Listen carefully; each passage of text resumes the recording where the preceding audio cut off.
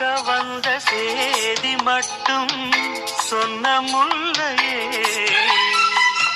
பருவம் வந்த தேதி மட்டும் சொல்லவில்லையே.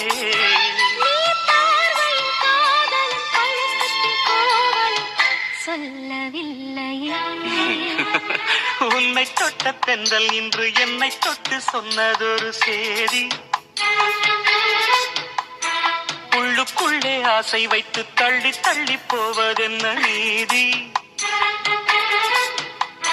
பேச வந்தேன் 100 வார்த்தை